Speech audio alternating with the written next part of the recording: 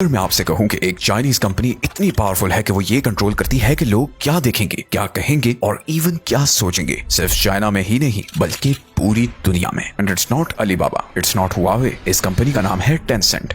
और लोगों को आइडिया ही नहीं है कि ये कंपनी कितनी पावरफुल है। दिखने में तो ये बिल्कुल बेजरर सी लगती है। इसका लोगो एक क्यूट सा पेंगुइन है, लेकिन इस क्यूटनेस के पीछे एक सीक्रेट डिजिटल एम्पायर है जो लोगों की जिंदगियां कंट्रोल कर रही है। चाइना में टेंसेंट ने एक all in one app WeChat बनाई जिसे 1.5 अरब लोग यूज करते हैं। ये सिर्फ मैसेजिंग ऐप नहीं है, बल्कि लोग इसके जरिए बिल्स पे करते हैं, टैक्सी बुक करते हैं, ऑनलाइन खाना ऑर्डर कर सकते हैं, पैसे भेज सकते हैं, न्यूज पढ़ सकते हैं, फोन कॉल्स कर सकते हैं और इवन हॉस्पिटल्स में चेक इन भी कर सकते हैं। So it's basically Facebook, WhatsApp, Google, PayPal, Amazon and Uber all combined into one. ये कन्वीनियंट तो बहुत है, लेकिन यहीं से असल प्रॉब्लम शुरू होती है। एक कंपनी को आपके सारे मैसेजेस, आपकी हर ट्रांजैक्शन, हर लोकेशन की एक्सेस है और ये कंपनी चाइनीज गवर्नमेंट से डीपली कनेक्टेड है। गार्डियन के एक आर्टिकल के अकॉर्डिंग टेंसेंट चाइनीज गवर्नमेंट के कहने पर वर्ड्स तक सेंसर करती है, जैसे हांगकांग प्रोटेस्ट्स या तियाननमेन स्क्वायर, और कोई इन्हें टाइप करे तो उसे अरेस्ट भी कर लिया जाता है। टेंसेंट का ये इन्फ्लुएंस सिर्फ चाइना में ही नहीं है, वो वेस्ट की बड़ी कंपनी जैसे कि रेडिट,